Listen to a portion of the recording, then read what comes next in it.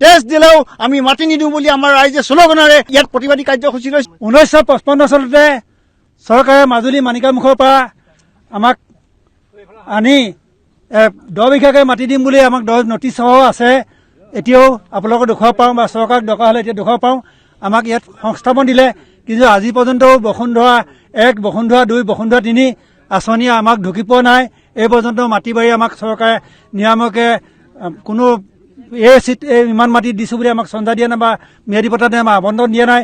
সেইহেতুকে আমি চৰকাৰক বাৰম্বাৰ অনুৰোধ কৰিছোঁ, এই মাটিখিনি আমাক ম্যাদীকৰণ কৰিবলৈ আমি চৰকাৰক আহ্বান কৰিছোঁ। আৰু ইয়াত শুনিব পাৰিছোঁ যে ইয়াত অমৃত সৰোবৰ সাগৰ খান্দিবলৈ চৰকাৰে ব্যৱস্থা কৰিছে। আমি তাৰ কাৰণে প্ৰতিবাদ জনাই এই অঞ্চলত আমি সাগৰ খান্দিবলৈ দিব নোৱাৰোঁ।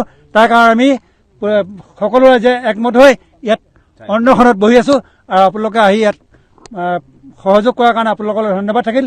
আৰু চৰকাৰলৈ অনুৰোধ কৰিছোঁ, এই অমৃত সাগৰ ত্যাগ কৰি আমাক জনসাধাৰণ জীৱিকা অৰ্জন কৰিবলৈ আপোনাক ব্যৱস্থা কৰি দিয়ক।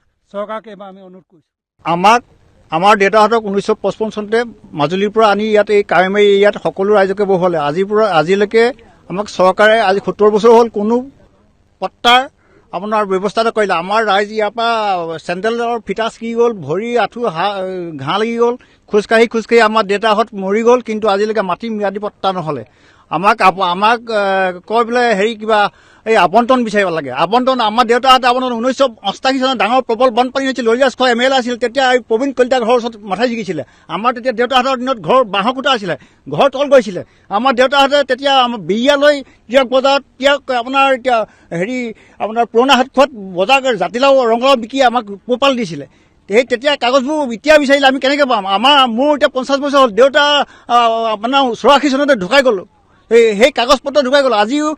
আজিও আমাৰ মাটি ম্যাদী পট্টা নহ'ল। তাৰ বিনিময়ত আজি 4-5 দিনৰ আগত আমাৰ ঘৰৰ পিৰালি কাষত আপোনাৰ এই END বিভাগৰ জলসিঞ্চন বিভাগৰ মানুহে আহি খুঁটা পুতি ৰঙা ফিটা বান্ধিছিলে।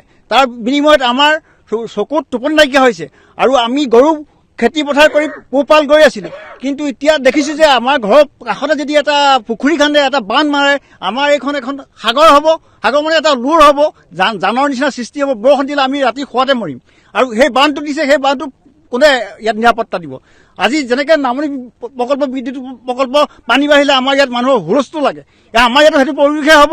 গতিকে ইয়াত এই ঠিকাদাৰ আহি পেলাই কিবা কেম্প বনাইছিলে। আমাৰ এই 4খন গাঁৱৰ ৰাইজে গোট খাই এই কেম্পটো বনাবলৈ নিদিবলৈ, আৰু ইয়াত আমাৰ এই কৃষিভূমিৰ ওপৰত কোনো জলাশয় খান্দিবলৈ নিদিওঁ বুলি আমাৰ ৰাইজে একত্ৰবদ্ধ হৈ টেষ্ট দিলেও আমি মাটি নিদিওঁ বুলি আমাৰ ৰাইজে শ্লোগানেৰে আজি আমি ইয়াত প্ৰতিবাদী কাৰ্যসূচী লৈছোঁ। আৰু আমি অসম চৰকাৰক তথা ভাৰত চৰকাৰকো আমি এই বিষয়ে জানিবলৈ আপোনালোকৰ দৰে আহ্বান জনাইছোঁ যে এই কাৰ্য ইয়াৰ পৰা নাকচ কৰি অন্য স্থানত যাতে পৰিৱৰ্তন কৰে আৰু আমাৰ ভৱিষ্যত আমাৰ প্ৰজন্মখিনি, আমাৰ ল'ৰা ছোৱালীখিনি যাতে সুবিধা কৰি দিয়ে, এই প্ৰাৰ্থনা জনোৱা হৈছে।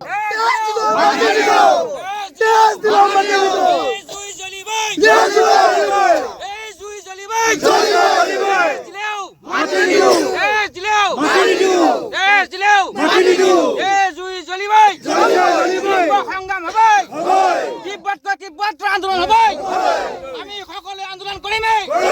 আমাক স্বাধীনতা লাগিবই, আমাৰ মাটিৰ স্বাধীনতা লাগিবই, আমাৰ ভূমিৰ স্বাধীনতা লাগিবই।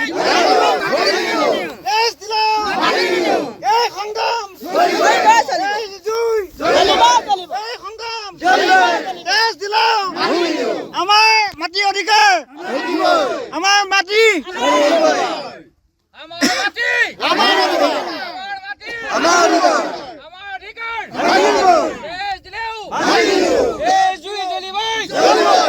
সংগ্ৰাম চলিবই, আন্দোলন চলিবই, আন্দোলন হৈ থাকিবই।